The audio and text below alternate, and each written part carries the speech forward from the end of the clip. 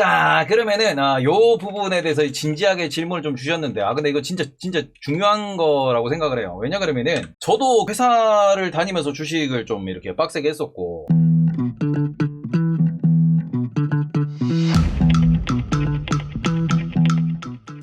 제가 회사를 관둔 이유도 어느 정도 이제 여기에 있는 건데, 회사 다니시는 분들한테 제가 꼭 말씀드리는 게 뭐냐 그러면은 이거예요. 회사를 다니면은 월급을 받잖아요.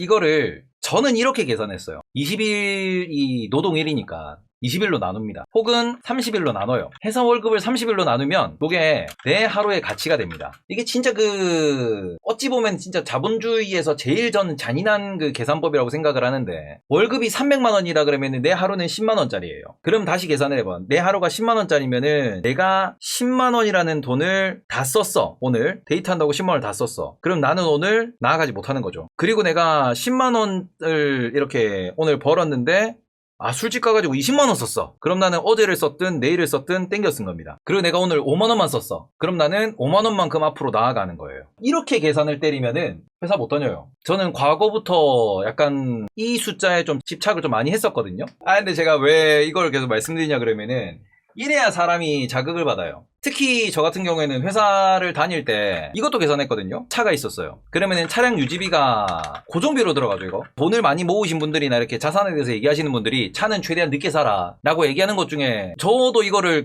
되게 격하게 공감하는 게 이거예요. 차량 유지비 고정비로 나갑니다. 전 또 혼자 살았거든요. 월세도 고정비로 나가요. 그 다음에 아주 기본적으로 식비도 고정비로 나갑니다. 거기다 경조사비가 고정비로 나가요. 요거를 월급에서 빼야지. 그러면은 이거를 요 숫자를 다시 21 혹은 30일로 나눠봐요. 그게 내가 하루에 쓸 수 있는 돈, 혹은 그게 내가 남을 수 있는 돈이에요. 내가 그거를 모을 수 있는 돈이에요. 와, 이러면은 못 삽니다. 그치, 이게 현실이야. 개인적인 생각인데 연봉 1억이면 연수익 10%로 생각하면 내 직장은 시드 10억짜리란다. 그저 어바웃 타임인의 수명으로 거래하는 세상. 요런 것에서 그런 영화도 만들었다고 생각을 하고, 연수익 10%를 20년 동안 내가 유지할 수 있을까라고 생각하면 직장 포기하기 힘들어진다라고 하시는데, 그러니까 이런 부분에서 저도 이제 회사를 다니면서 그전부터 투자를 하다 보니까, 여기서 제가 투자 수익이라는 부분이 눈에 보이죠. 월급이랑 투자 수익이 두 개가 들어오니까, 노동 수익과 투자 수익이 같이 들어와요. 그럼 이렇게 되면은 남들보다 조금 더 여유 있게 좀 활동할 수 있게 되는 거고, 그러면서 이제 노동 수익은 어차피 내가 못 끌어올려. 회사 다니는 구간 동안 내가 못 끌어올려. 그럼 이거를 사업 수익으로 대체하시는 분들 계시죠. 개인 사업자잖아. 근데 대부분의 일반적인 직장인들은 이거예요. 노동 수익에 투자 수익을 더해야지만 좀 더 어찌 보면은 플러스 되는 그러한 삶을 살 수 있는 거고, 그리고 이 투자 수익이라는 이 부분에 있어가지고 요게 시드가 커지면 커질수록, 처음에는 당연히 이게 커요. 사회초년생 때는 부모님한테 받은 게 없다 그러면은, 부모님이 나한테 건물 하나 줬어, 나는 월세가 400씩 나와 그러면은 회사가 취미가 되는 거고, 짜증나면 부장한테 야 이 새끼 하고 멱살 잡고 이렇게 되는 거예요. 근데 그게 대부분 안 되잖아. 대부분 일반인은 그게 안 되잖아요. 근데 어느 순간부터 이게 비슷해질 때가 옵니다. 한 달에 300만 원을 버는데, 내가 한 달에 매매나 투자나 이런 걸 통해 가지고, 배당이나 이런 걸 통해 가지고 한 2, 300을 벌 수 있을 때가 와. 그러면 그때부터는 슬슬 현타가 옵니다. 이걸 말씀을 하시는 거야. 그리고는 거기에서 내가 투자 수익으로 이게 더 커지잖아요. 그럼 그때부터 뭐가 생각나냐 그러면은, 일 안 하고 투자에만 집중하고 싶어져요. 일 안 하고 투자에만 집중하고 싶어져. 그래서 전업이란 얘기가 나오기 시작하는 거지. 노동 수익을 포기하고 투자에 내가 올인하면은, 그럼 전업이 되는 거죠. 그리고는 그렇게 되면서 전업 투자자의 길로 이제 들어가기 시작을 하면은, 그때부터는 이게 노동 수익은 당연히 나오는 돈이에요. 투자 수익은 나올 수도 있는 돈이지만 안 나올 수도 있는 돈이거든요. 그래서 대부분의 투자자들이, 저도 마찬가지로 말씀드리는 건 전업하지 마라. 정말 내가 자신감이 있고, 그 다음에 내가 시드가 이제 여유롭게 크게 이제 자산이 있다 그러면은 배당만 받아도 살 수 있으면 전업해도 되는데, 그거 아니면은 전업 생각하지 마라. 이렇게 말씀을 드리는 게, 이게 그냥 내가 뭔가 이렇게 들고 있던 종목이 더 올라가. 그러면은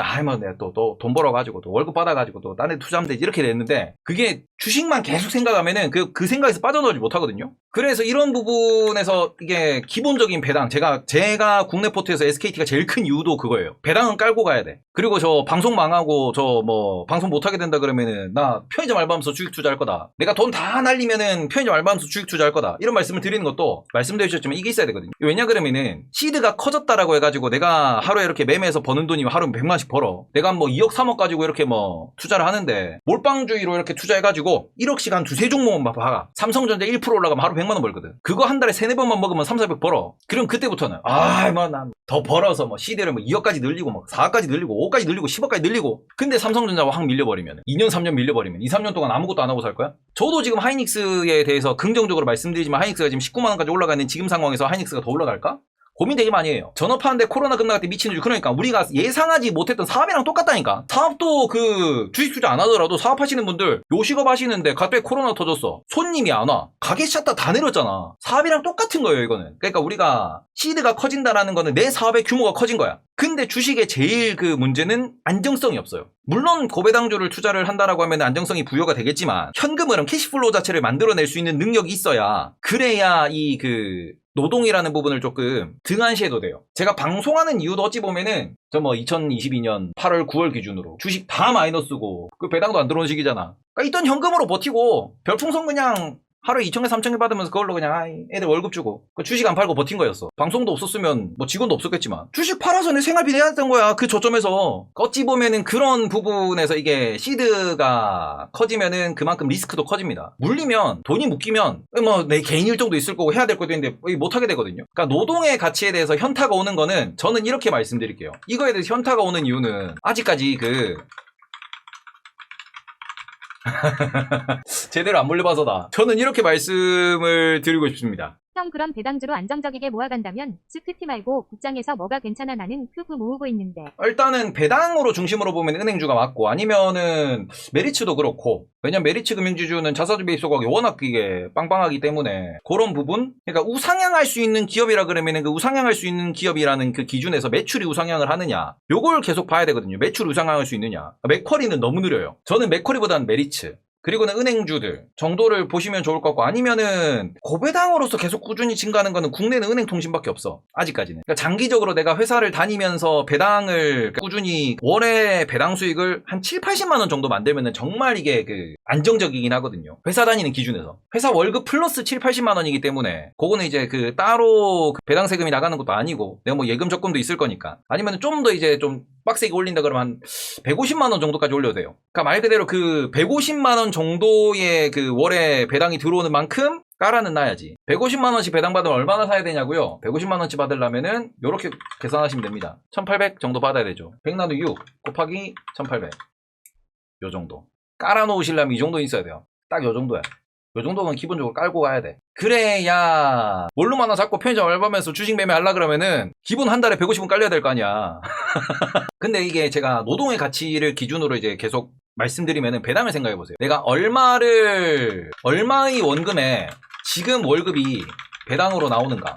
요거를 계산해 보시면은 노동의 가치에 대해서 다시 받아들여지실 거예요. 원금을 다시 한번 보세요. 배당 노잼인데 나는 매매에서 뭐 성공할 수 있는데 매매는 항상 성공할 수 없어. 배당은 그래도 꾸준함이 있어요. 근데 그런 상황에서 내 월급을 나의 노동의 가치를 배당으로 다시 계산해 보시면은 이거 하면서 빨리 모아서 내가 진짜 이게 배당이 월급만큼 나올 수 있도록 혹은 내가 안정적인 스윙 투자로서 내가 계산해서 투자해서 수익을 낼 수 있는 그 투자 수익으로 월급만큼 그리고는 개인적으로는 그냥 이거는 하나의 기준인데 본인이 전업하시고 뭔가 좀 이렇게 여유있게 나는 그냥 투자만 하고 자산가로서 여행 다니고 약간 좀 편하게 살고 싶다라고 하시면은 매매와 배당으로 월급의 5배는 벌어야 돼요. 매매와 배당으로. 내가 만약에 월급이 500만 원 나온다 그러면은 적어도 2천에서 3천은 벌 수 있어야 됩니다. 깔릴 수 있어야 돼. 아, 너무 많은 거 아니야 그러는데 문제는 2천에서 3천이 확정적으로 나오는 게 아니거든요. 이렇게 벌어야 돼요. 이만큼 시드를 내가 쌓아놓으려 그러면은 2천에서 3천이라 그러면은 한 달에 2-3% 버는 게 약간 안정적으로 유지될 수 있는 수준이거든요. 배당주로 현대차 5가 좋을까요? 스크티가 좋을까요? 저는 현대차 우선주요.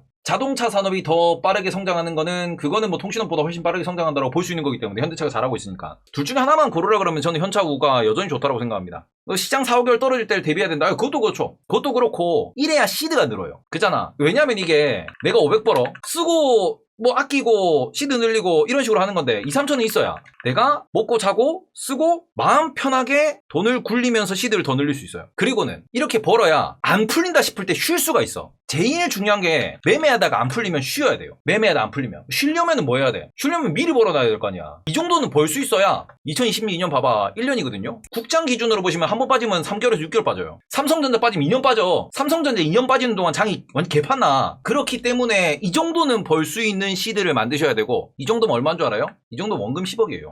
월에 2, 3천 벌려면. 원금 10억 있어야 돼요. 그러니까 내가 월급 500만 원을 받는다라는 게 투자로 보시면은 원금 기준으로 돌려봤을 때 10억 원의 가치에 해당하는 월급을 받고 있다라고 역으로 계산해 보세요.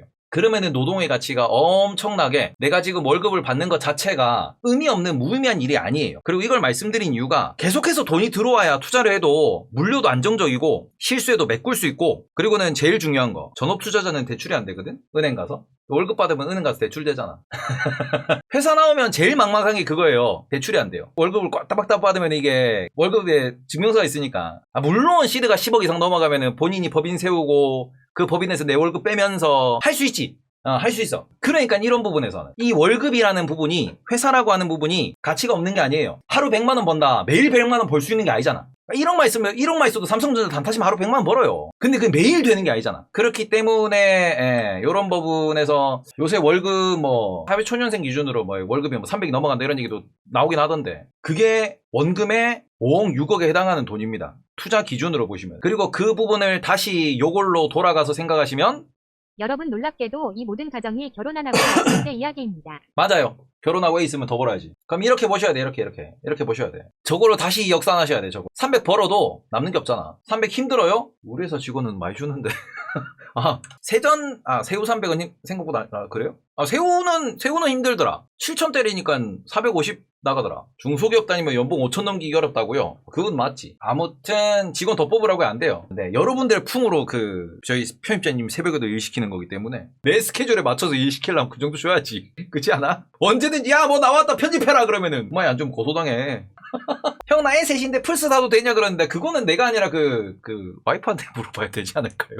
애 셋이면 플스 9경까지는 될 것 같다. 아니지, 애들 사준다 해야지. 애들 사준다 그래야죠. 내가 산다 그러면 처맞잖아. 보통 그러면 애 사준다고 이렇게 뭐 다 레고 사고 그런 거 아닌가? 형들 부모님 집에 살고 걸어다니고 연애 안 하면 풍족해. 제가 회사 다닐 때 저걸 다 했어요. 혼자 살고 차 있고 다 하다 보니까 아무튼 이제 그런 부분에서 이제 노동 고용 뭐 이런 거 월급이란 부분에 있어가지고 좀 진지하게 생각을 해보셨으면 좋겠어요. 제가 방송을 하려고 했던 이유도 뭐 여러 가지가 있었지. 뭐 공황장애도 있고 뭐 출장 못 가는 것도 있고, 근데 제일 먼저 내가 뭔가를 해야겠다라고 생각했던 이유 자체도, 그 투자도 그렇고 해야겠다고 생각했던 이유 자체도, 회사 월급 받고는 이게 내 늙어서가 너무 보이잖아. 근데 그 늙어서의 내가 보이는 그 길을 벗어나기 위해서 혹은 더 앞지르기 위해서는 뭔가도 해야 되거든. 집 차 있으면 나머지 돈은 전부 투자로 돌려도 될까 그러는데, 저는 그러면은 6개월치 생활비 정도만 캐시로 주시고 투자하시라고 말씀드려요. 6개월치는 투자판이 언제 박살날지 몰라. 이게 오래 해보면 오래 해볼수록 더 사람들이 보수적으로 바뀌어. 한참 잘 보다가 개박살나가지고 한 방에 다 무너지거든. 그래서 그런 부분에서 대부분의 사람들이 장사로 간다. 맞죠? 장사하시는 자영업자분들도 그런 선택을 하신 이유가, 월급 받아서 못 벌어먹고 살겠는데 주변 친구 중에서 이런 뭐 식당 크게 하는 애 보면은, 막 친척 중에 식당 크게 하시는 분들 보면은 막 월 매출 3천 5천 찍히고 인건비 주고 막 자재비 재료비 하고 난 뒤에도 20%씩 남겨 먹거든. 보통 자영업 하실 때 식당 기준에서 영업이익률 한 20% 나오니까, 그러면은 뭐 2천만 원 매출 나오면은 400 버는 거고, 5천만 원 매출 나오면은 1천만 원 버는 거거든. 그러면서 이제 외제차 타고 다니는 거 보면서 나도 하다가 80%가 망하죠. 우리 집 식당 하는데 10% 간당간당한데 그러시는데, 그러면은 영업이익률 더 끌어올려야 돼요. 왜냐면 이게 국세청인가? 거기 통계예요. 자영업 요식업 기준으로 전국 평균이 20%다. 18%가 20% 나왔어요. 매출이 13억이라고? 박리담회 하시는구나. 와, 매출 13억에 10% 1억 3천을 남기네, 연애. 그 정도면 그만큼만 남겨야 된다. 월 1,000 가져간다 그러면은 월 1,000 맞춰서 남기시면 돼. 근데 인건비 때문에 많이 올라가긴 했다. 무슨 식당인데 13억이냐 그러는데, 웬만한 큰 식당들, 이렇게 뭐 한 50명씩 들어가는 식당은 10억 단위 찍어야 살아남습니다, 연애. 월 1억은 찍어야 살아남아. 뭐 술집도 마찬가지고. 출장 뷔페. 와, 근데 출장 뷔페는 인건비 많이 들겠다. 정육 식당 30원 넘게 번다. 그런 식으로 해야 이게 크게 버는 거고 큰 부자가 되는 거지. 시드와 노동의 가치 다시 좀 잘라놓고, 돈의 액수에 대해서, 그리고 내가 어떤 식으로 늙어 죽을 때까지 돈을 모을 거냐, 내가 나중에 늙어서 돈을 어떻게 얼만큼 써야 되는데 어떻게 내가 돈을 만들 거냐에 대해서 고민을 좀 많이 하셨으면 좋겠어요.